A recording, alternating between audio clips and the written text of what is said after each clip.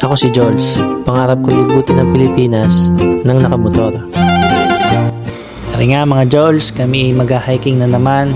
Kami umalis ng Dalig City alas 4 ng umaga para makarating kami ng alas 6 din sa may Magallanes. Kaya nga, nasa Magallanes, Cavite na kami. Nga pala mga Jules, din kami bumaba sa bahay ng aming guide kina Kuya Jeff Toledo. Shout out Kuya Jeff. Naring aking kasama, si JC, nag-aayos ng bag. Yan, si Kushaira.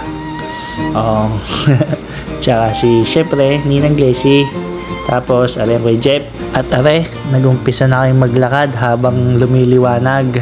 Alas 6 siguro are. Nalimutan ko na ba naman ang oras? At are nga, habang kami bumababa din nagliliwanag na mga Jols. Aring at pagbaba namin sa ilog kami tumawid din sa mga bato-batong are. Parang ibon at bato-bato.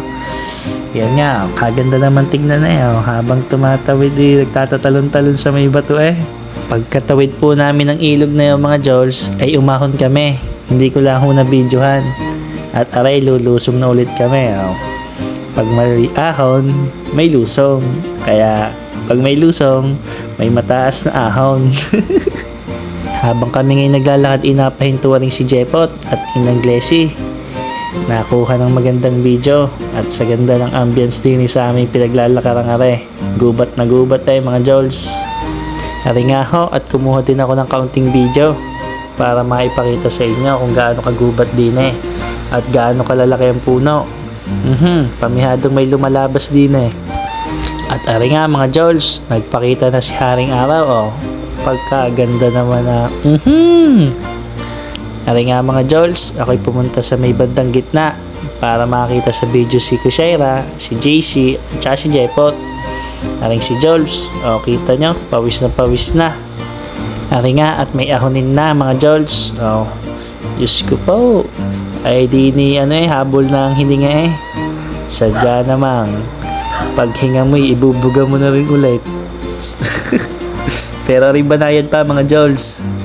At dini nga mga Jols merong maliit na chapel sa may gitna ng kagubatan. Napakaganda naman tignan Kaya't aming pinuntahan mga Jols. At kaya naisipan ko na rin magpalipad ng drone din at maganda ang view. Ari nga po pala ang aking kuha mga Jols. Kita nyo naman. Itagilid nyo lang ang inyong cellphone at ari landscape. Wala pa tayong pangkuha ng portrait kaya magtiyaga muna ho kayo dyan Kita nyo naman. Ari nga po at kukuhanan ko yung aming aakyatin habang nagpipicturan si Ninang Glacy at si Kushaira. Yan dyan pa ho kami pupunta. Kaya't ari ho, kami pagkaakyat namin ng isa ay kami nagpahinga muna din at sadya naman habol na ang hininga. Pero habang nakakit naman ho kayo, may makikita kayong magandang tanawin tsaka mga garning bulaklak Hindi ko ho alam kung anong tawag dyan. Baka alam nyo, i-comment nyo sa baba. Salamat mga Jols. Hari nga ho at kami akit na naman. Hari ho walang katapos ang akyat. Akyat lang ng akyat. Siyempre, gawa ho ari bundok. Kung ho ari patag, ay walang akyat. Puro patag. Pero nakakapagod din ho namang umakyat ng umakyat. Ari nga at pahinga muna mga Jols. May magandang view Kada magandang view, pahinga. Ari mga Jols, bago ang tanawin ay ako'y nag-video muna na aking sarili habang nag-aakyat. Baka may nagkahanap po dyan ng aking muka habang nanonood ng aking video. Ay are, para sa inyo ho aring aking video Ayan, mamaya na lang ho ulit. At are ho, bumalik muna ulit tayo sa mga tanawin din sa may bundok. Diyan pa ho kami aakyat. Malayo-layo pa mga Jols. Tingnan nyo naman. May nakatayo pa doon sa tuktok ng bundok Kami nga pala mga Jols nagpahinga din sa bandang are. Maganda po din magpahinga medyo mahangin. Tsaka patag.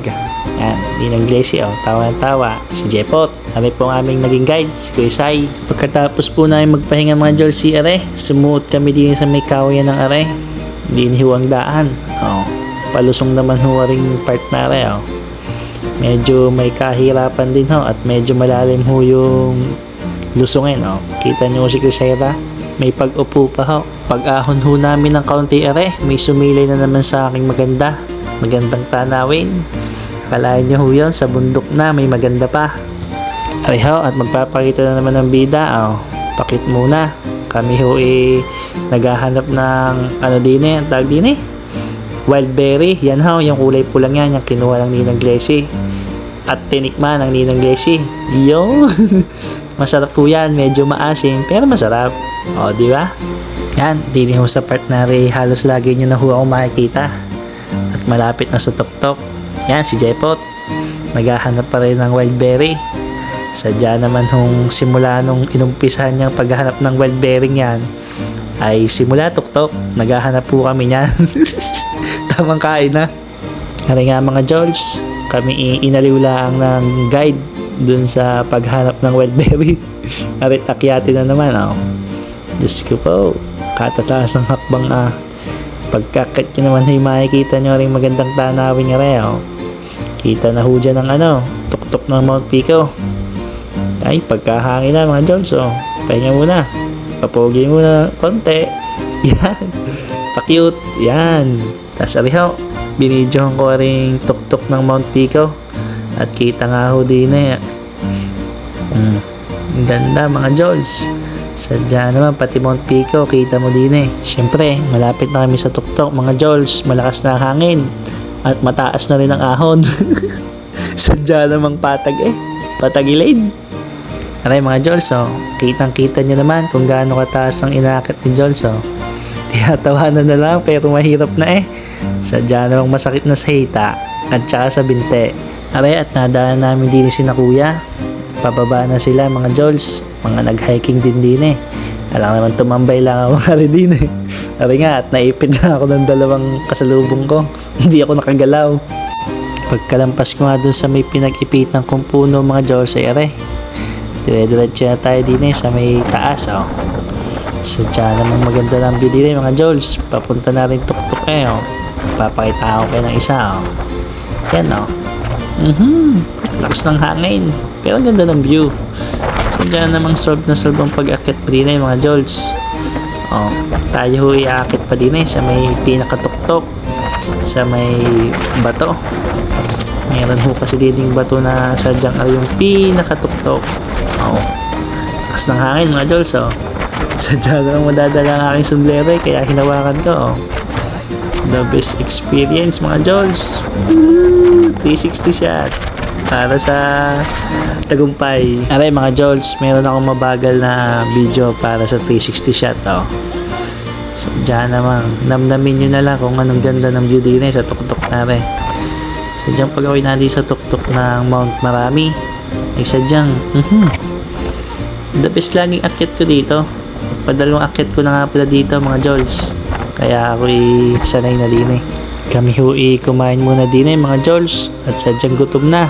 4 na oras ba naman ho to 5 oras kami naglalakad.